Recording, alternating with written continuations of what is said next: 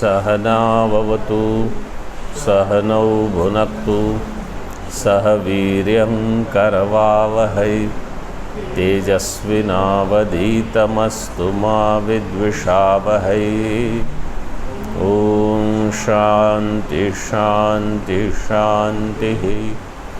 शंकरं शंकराचार्यं केशवं बादरायणं सूत्रभाष्यकृतौ वंदे भगवन्तौ पुनः पुनः। ईश्वरो गुरुरात्मेति मूर्तिभेदविभागिने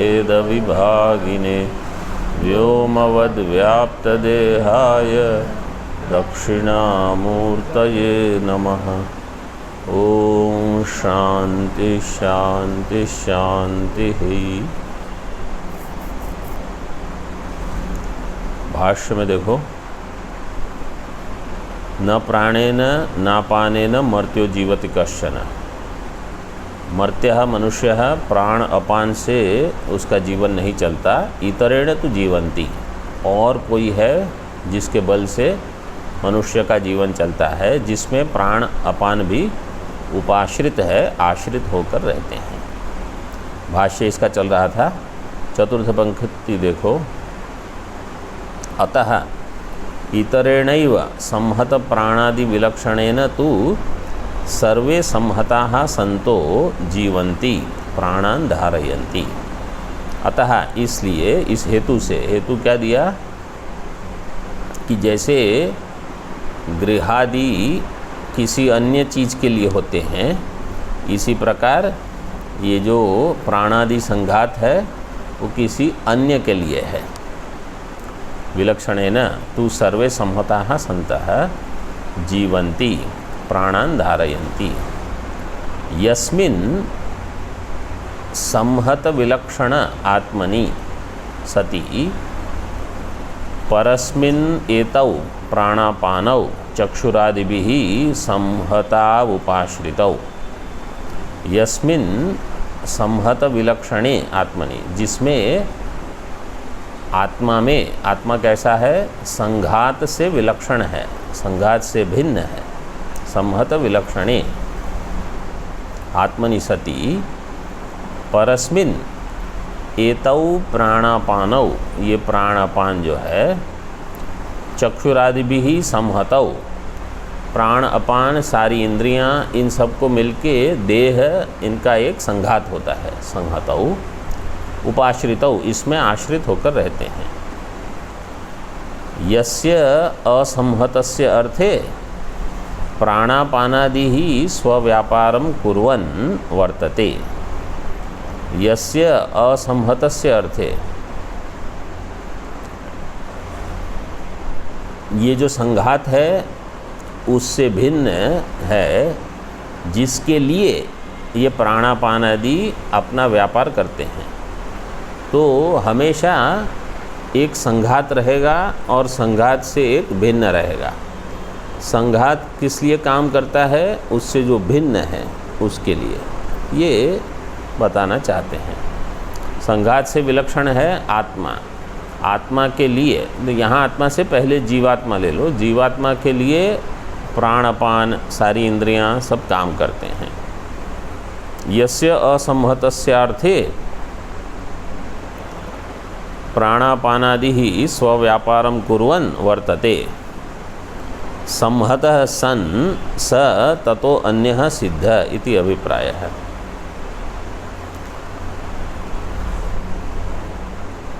संघात से अन्य जीवात्मा है, ये बताने का अभिप्राय है। मतलब मैं इस सब से भिन्न हूँ। ये शरीर रहे या न रहे, मैं बना रहूँगा, ये समझ बन जानी चाहिए।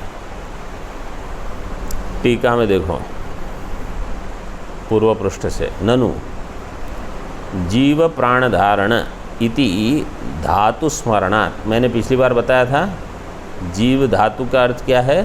प्राण धारणे। भाष्य में दिया था देह के बारे में पूर्व मंत्र में, लेकिन यहाँ बता दिया टीका में जीव प्राण धारणे इति धातु स्मरणात्। पाणिनि महर्षि जी ने जीव का अर्थ ये किया है धातु का। शरीरस्य जीवनम नाम प्राणधारणम प्राणसंयोगश्च। शरीरस्य जीवनम नाम प्राणधारणम प्राणसंयोगश्च। प्राणधारणम कुंडे दधि धारणवत। शरीर जो है, शरीरस्य जीवनम, शरीर जी रहा है, इसका अर्थ क्या है? शरीर को प्राण ने धारण करके रखा है, मतलब प्राण इसको सहारा दे के रखे हैं शरीर को, तो इसलिए शरीर ताज़ा दिखता है। जैसे ही प्राण यहाँ से गए तो क्या होगा? शरीर मृत हो जाएगा। शरीरस्य जीवनम नाम प्राणधारणम प्राण संयोगश्च। प्राण धारण कैसे हैं? कुंडे दधि धारणवत। कुंडा मतलब एक गमला होता है ना, पॉट बड़ा वाला, लेकिन उसमें दही रखा, दधि धारणवत। तो ऐसे प्राण शरीर को संभाल के रखते हैं ऐसे। तत्र च प्राणस्यैव हेतुत्वम संयोगाश्रयत्वात्। प्राण हेतु है शरीर को बचा के रखने में। 1 नंबर टिप्पणी देखो, संयोगाश्रयत्वात् इति। आपके पुस्तक में टिप्पणी है ना? प्रतियोगिता संबंधेन संयोगाश्रयत्वात् इत्यर्थः। प्रतियोगिता संबंध से कैसे आगे बताया? संयोग प्रतियोगित्वात् इति। संयोग का जो प्रतियोगी है, आगे और बताया, प्रतियोगी ही निरूपकत्वात् भवति हेतु इति भावः। संयोग का प्रतियोगी होगा प्राण। प्रतियोगिता संबंधेन संयोगाश्रयत्वात् इत्यर्थः। संयोगाश्रयत्व किसका है? प्राणस्य। प्राणस्यैव हेतुत्वं संयोगाश्रयत्वात्।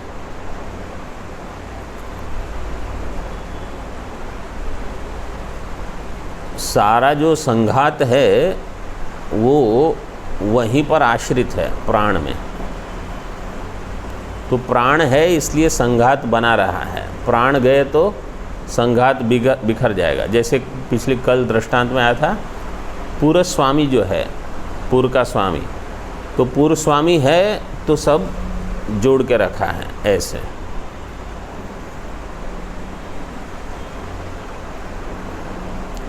ये पूर्व पक्ष कह रहा है, ये सब ननु में है, इतना याद रखना।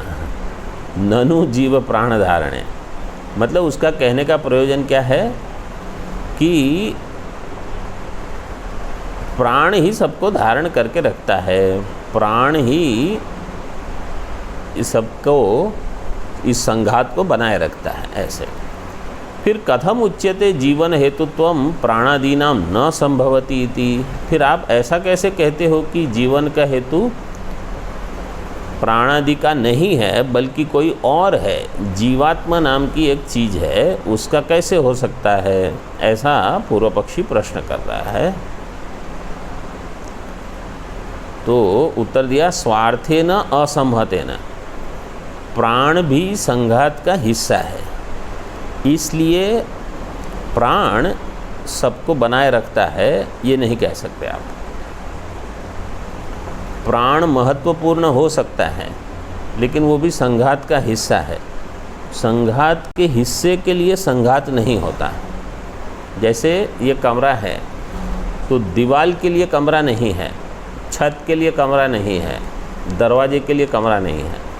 कमरे में कोई और रहता है, इसके लिए कमरा है। टीका में और देखो, कादाचित कस्य प्राण शरीर संयोगस्य स्वभावतो अनुपपत्तेः संघातस्य च लोके परप्रयुक्तस्यैव दर्शनात् भवितव्यम अन्येन संघात प्रयोजकेन इत्यर्थः।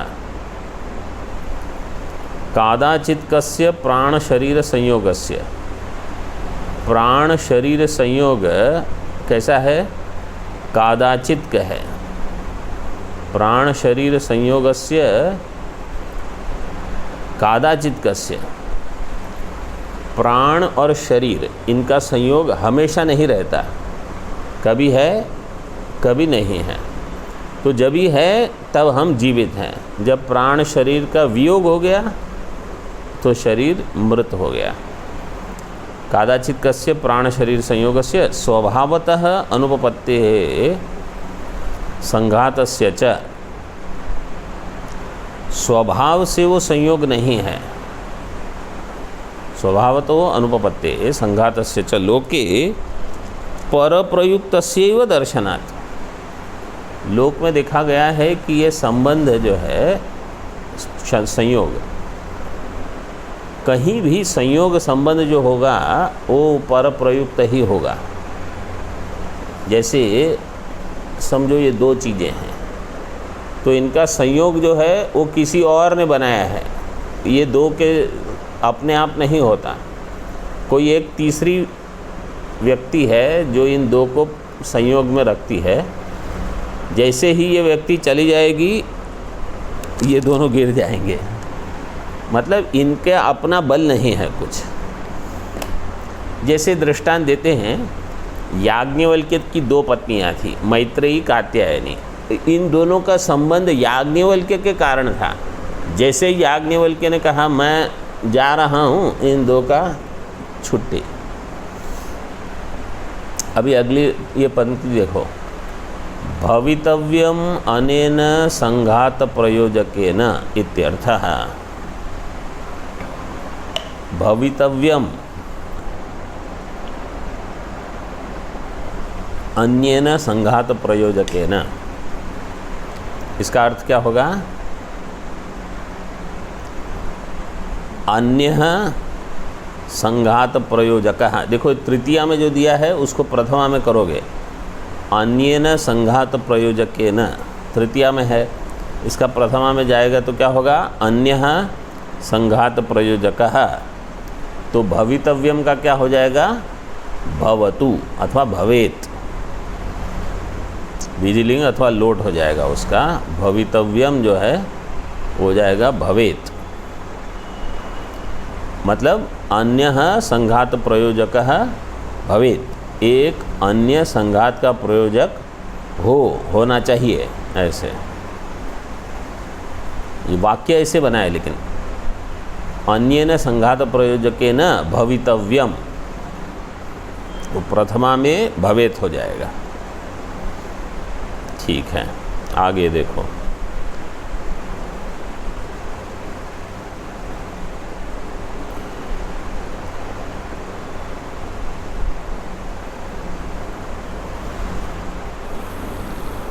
टीका में देखो, येयम प्रेते इति प्रष्टुः परलोके अस्तित्वे अपि संदेह आसीत्।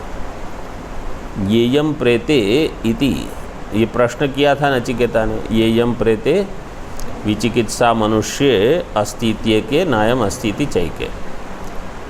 तो वास्तव में दोनों प्रश्नों का उत्तर देते हैं यमाचार्य। अस्ति नास्ति विषयक जो प्रश्न है वो जीव विषयक प्रश्न है। अन्यत्र धर्माद अन्यत्रा धर्माद जो है वो ब्रह्म शुद्ध आत्मा। तो एक जो है जीवात्मा के विषय में प्रश्न है और एक है परमात्मा के विषय में प्रश्न। क्योंकि ये जो है अस्ति नास्ति वाला जो प्रश्न, वहाँ संसरण है, और जो दूसरा है वहाँ संसरण नहीं है। तो हालांकि दोनों प्रश्न तृतीय वरदान के लिए एक ही माने जाते हैं, लेकिन उसका विषय थोड़ा थोड़ा भिन्न है। ये ब्रह्म सूत्र में जिन्होंने ठीक से समझा उनको पता चल गया होगा कि ये दो अलग अलग प्रश्न के अलग अलग उत्तर आपको इसमें मिलते हैं उपनिषद में। यहाँ देखो, येयम प्रेते इति प्रष्टुः परलोके अस्तित्व अपि संदेह आसीत्। येयम प्रेते, इस प्रश्न के द्वारा क्या होता है, जो प्रश्न करने वाला है प्रष्टा, प्रष्टुः परलोके अस्तित्व अपि संदेह, उसको संदेह है कि परलोक में इसका अस्तित्व है कि नहीं है।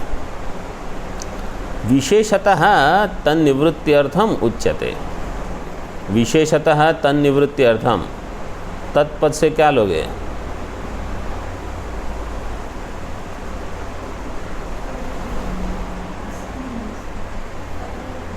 संदेह निवृत्त्यर्थम। सतर्क नहीं रहोगे तो प्रश्न ही नहीं समझ में आएगा। हंतत इदं प्रवक्ष्यामि गुह्यं ब्रह्म सनातनम्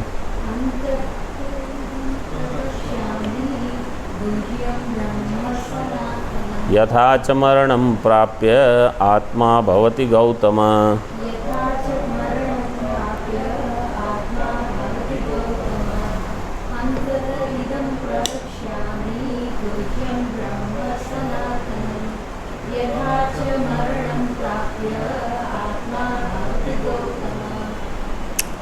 हंत नचिकेता को कहते हैं। इदानीम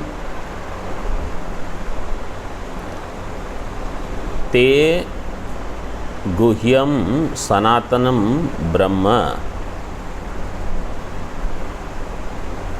इदम गुह्यम सनातनम ब्रह्म प्रवक्ष्यामि। अब मैं तुमको यह गुह्य सनातन ब्रह्म बताऊंगा। और यथा च मरणं प्राप्य आत्मा भवति गौतम,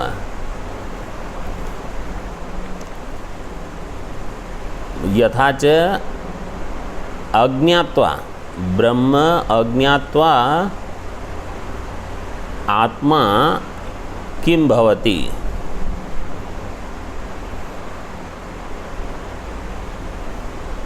इति प्रवक्ष्यामि। ये मंत्र जो है, मैं जानता हूँ ये मंत्र जो है ना, कोई अगर केवल ऐसे ही पढ़ेगा और भाष्य उनको समझ नहीं देखा है ठीक से, उनको मंत्र से समझ में ही नहीं आएगा कि मंत्र क्या कह रहा है। मरणम प्राप्य आत्मा भवति, आत्मा भवति, वह आत्मनः किम भवति, आत्मा का क्या होगा, कब, अगर आत्मा को आपने नहीं जाना ब्रह्म रूप में। और जब हम पढ़ रहे थे तो ये प्रश्न जब पूछा गया था, हमारे वहाँ भी ऐसे टेस्ट वगैरह होता था, वो जो ठीक से तैयार नहीं करके आते ना, ऐसे समझ के आते हैं कि हाँ अभी तो इतना तो आता ही है, 6 महीने हो गए ऊपर वेदांत पढ़ते पढ़ते, 8 महीने हो गए, उनको नहीं समझ में आएगा।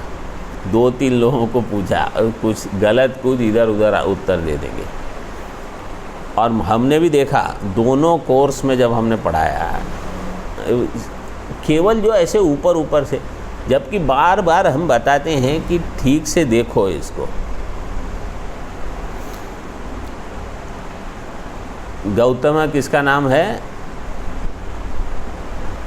नचिकेता का। नचिकेता का एक नाम गौतम है। ठीक, भाष्य में देखो, हंत इदानीम पुनः अपि ते तुभ्यम इदम गुह्यम गोप्यम सनातनम ब्रह्म चिरंतनम प्रवक्ष्यामि। ये दूसरी बार भाष्य में सनातनम चिरंतनम आया। इसके पहले भी एक बार आप देखना भाष्य, बाद में सनातन चिरंतन साथ में शब्द आया। 16वें बैच में 2 ब्रह्मचारियों को हमने, एक का नाम सनातन, एक का नाम चिरंतन दिया था। प्रवक्ष्यामि यद विज्ञानात् सर्व संसारो परमो भवति। जिसके ज्ञान से सारे संसार का उपरम हो जाता है। देखो अभी भाष्य में ये जो पंक्ति आई, अविज्ञानाच्च यस्य मरणं प्राप्य। अब ये अविज्ञानात् शब्द मूल में मंत्र में नहीं है, केवल भाष्य में। अविज्ञानाच्च यस्य मरणं प्राप्य यथा आत्मा भवति यथा संसरति तथा शृणु है गौतम। मरणम प्राप्य मतलब जिस आत्मा को नहीं जान करके अगर आपकी मृत्यु हो गई तो आपका क्या हाल होगा वो मैं बताता हूँ। यमाचार्य कहते हैं मैं बताता हूँ तुम्हारा क्या हाल होने वाला है।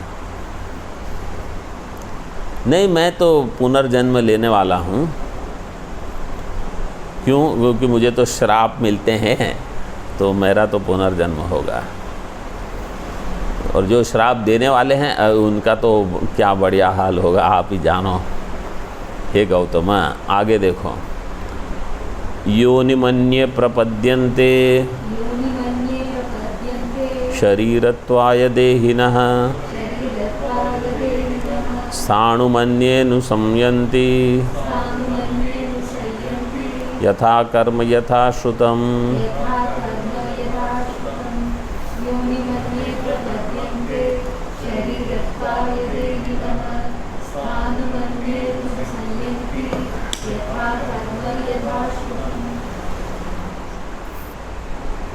अब ये जीव के बारे में है। हाँ, ये शुद्ध आत्मा का यहाँ नहीं है। क्यों?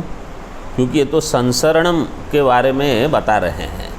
संसरणम हमेशा विशिष्ट आत्मा का होगा, उसी के बारे में चर्चा चल रही है।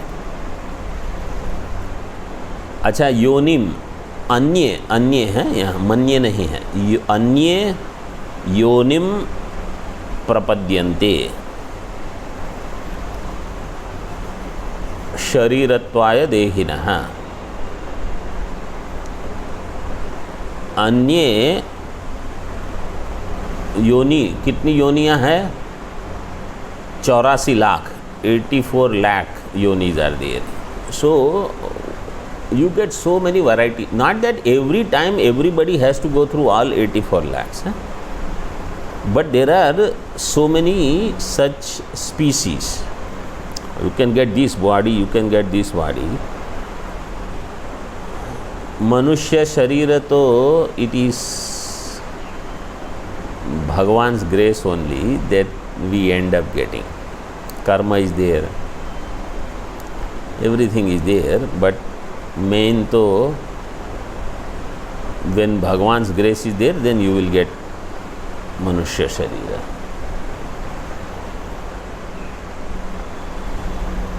शरीरत्वाय देहिनः, तो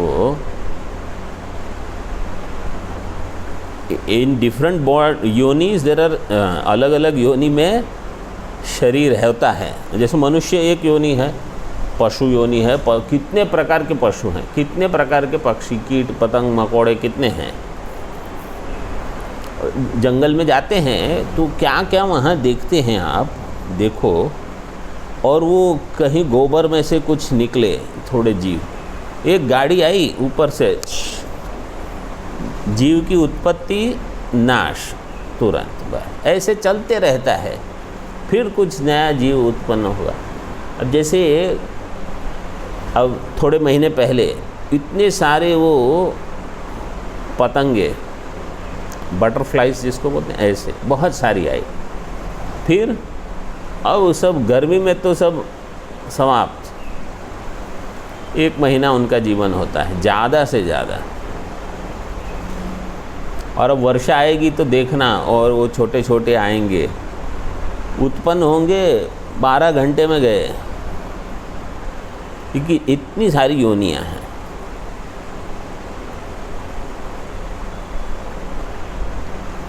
शरीरत्वाय देहिनः अन्ये स्थाणुम अनुसंयन्ति, और कोई तो स्थाणुत्व को प्राप्त करते हैं। स्थाणु मतलब पेड़ पौधे, अलग अलग प्रकार के वो भी, कोई वनस्पति थोड़े समय रहेगी, कोई लंबे समय रहेगी। बोले इसका निश्चय कौन करेगा? यथा कर्म यथा श्रुतम। श्रुतम मतलब जैसा आपका ज्ञान है, ज्ञान मतलब उपासना। कर्म और उपासना को ध्यान में रखते हुए ये होगा। इसमें एक बृहदारण्यक का भी उद्धरण हमने दिया है। पता नहीं आप लोगों में से किसी ने लिखा है?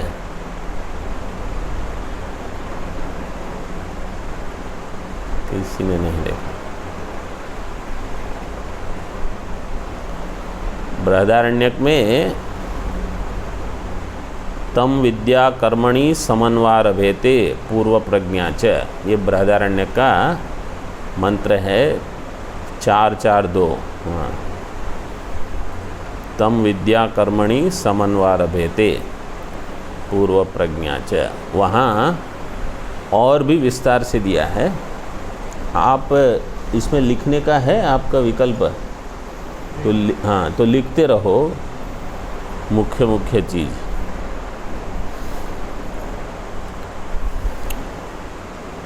तो अलग अलग योनियों में जन्म हो सकता है, स्थाणुत्व की प्राप्ति भी होती है, ऐसे बताया।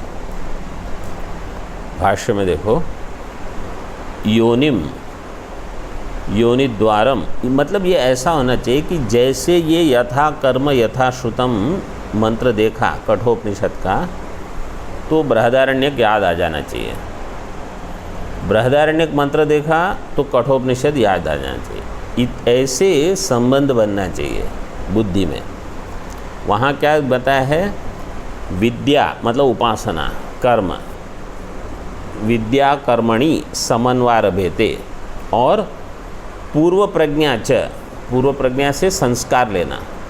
जो आपके संस्कार है, वासनाएं हैं, वो भी कर्म उपासना के साथ जुड़ के आपके अगले शरीर की कॉपी बनाएगी कि कैसा होगा वो।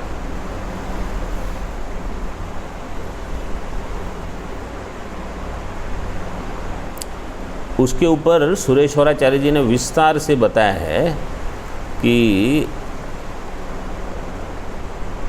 विद्या कर्म को समास किया है, विद्या कर्मणि, और पूर्व प्रज्ञा को अलग रखा है। तो क्यों रखा है अलग? ऐसे वार्तिक में ये सब दिया है। मुख्य ये है कि वासनाएं इकट्ठी मत करो। कर्म उपासना ऐसे रखो कि बिल्कुल सात्विक जीवन हो, अगर अगला जीवन हो तो, और ज्ञान निष्ठा बनाए रखो कि मेरा अभी भी जन्म नहीं हुआ है, मैं नित्य शुद्ध बुद्ध मुक्त ब्रह्म हूँ, जगत मिथ्या है, कोई अगला जन्म नहीं है। ये आत्मा के स्तर पर दृढ़ होना चाहिए। और जीव के स्तर पर अगर कहीं विपरीत भावना हो गई, फंस गए समझो फिर से चक्र में, तो कम से कम ऐसा साधु जीवन हो कि इससे भी बढ़िया, और भागो ऐसे। भाष्य में देखो अभी, योनिम योनि द्वारम शुक्र बीज समन्विताः सन्तः। योनि मतलब योनि द्वारम शुक्र बीज समन्विताः सन्तः। योनि के द्वार में क्या होगा? शुक्र और बीज का समन्वय जब होगा। शुक्र मतलब पुरुष का और बीज मतलब स्त्री का, वो दोनों के समन्वय से अगला जन्म होगा। कहीं भी जो जन्म होगा वो स्त्री पुरुष के संयोग से होगा सामान्यतः। सन्तः अन्ये केचित् अविद्यावन्तो मूढ़ाः प्रपद्यन्ते। किसको ये प्राप्ति होगी? जो अज्ञानी है, अविद्यावान है, अविद्यावन्तः मूढ़ाः प्रपद्यन्ते। शरीरत्वाय शरीर ग्रहणार्थम देहिनो देहवन्तः, जो देह वाले हैं, योनिम प्रविशन्ति इत्यर्थः, मतलब इस योनि में प्रवेश करते हैं शरीर को ग्रहण करने के लिए, शरीर की प्राप्ति के लिए, और फिर मैं ही शरीर हूँ इस भ्रांति में जीते हैं। स्थाणुम वृक्षादि स्थावर भावम अन्ये अत्यंत अधमा मरणम प्राप्य अनुसंयन्ति अनुगच्छन्ति। जो बिल्कुल अधम है वो तो वृक्ष बन जाएंगे, मरण होने के बाद स्थावरत्व को प्राप्त करते हैं। इसमें भी स्मृति में श्लोक है कुछ कि वाणी के स्तर पर जो पाप करते हैं वो शायद वृक्ष बनते हैं, ऐसा है।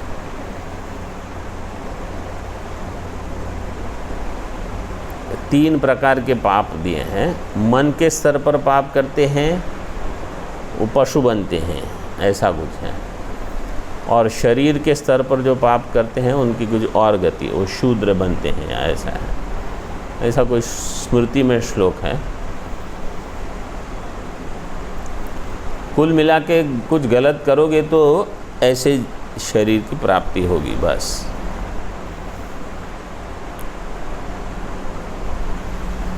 शरीरत्वाय, हाँ, शरीर ग्रहणार्थम देहिनो देहवंतः योनिम प्रविशन्ति। स्थाणुम वृक्षादि स्थावर भावम अन्ये अत्यंत अधमा मरणम प्राप्य अनुसंयन्ते अनुगच्छन्ति। यथा कर्म यद यस्य कर्म तद यथा कर्म,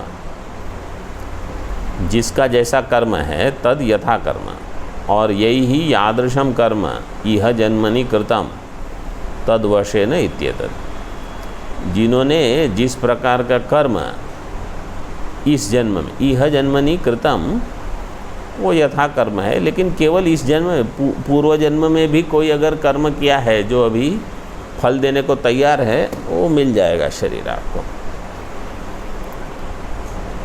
जब हम बहुत वेदांत पढ़ते हैं ना, तो हमको लगता है कि ये सब क्या है, लेकिन मैं कहता हूँ व्यवहार में ये इतना ही सच है जितना समझो कोई चाकू लेके अभी मुझे शरीर में मारे तो कैसे दुख होगा, वो होगा ही।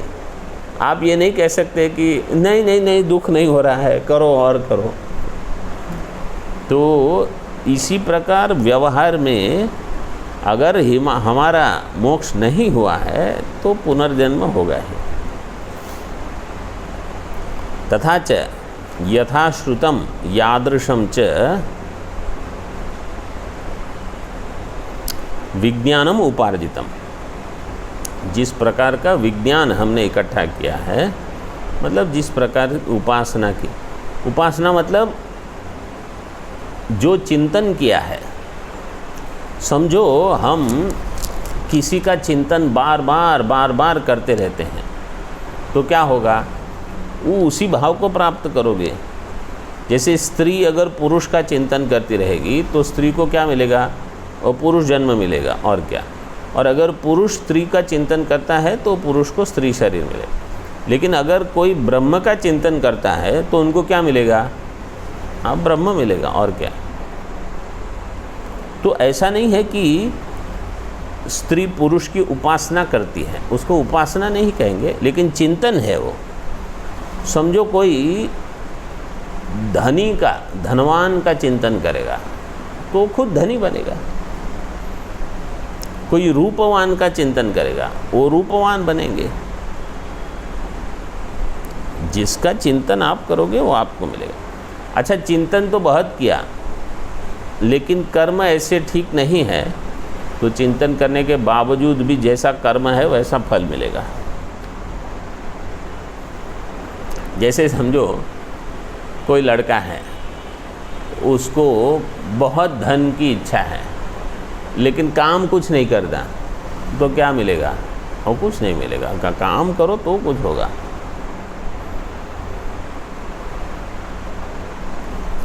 आगे देखो, तथा च यथा श्रुतम यादृशम च विज्ञानम उपार्जितम, जैसा विज्ञान इकट्ठा किया है, तद अनुरूपम एवं शरीरम प्रतिपद्यन्ते इत्यर्थः। जैसा ज्ञान इकट्ठा किया है तद अनुरूप शरीर मिलेगा। यथा प्रज्ञम ही संभवाः इति श्रुत्यंतरात्। ऐतरेय आरण्यक में कहा यथा प्रज्ञम, जैसी आपकी समझ बनी है ऐसा शरीर मिलेगा।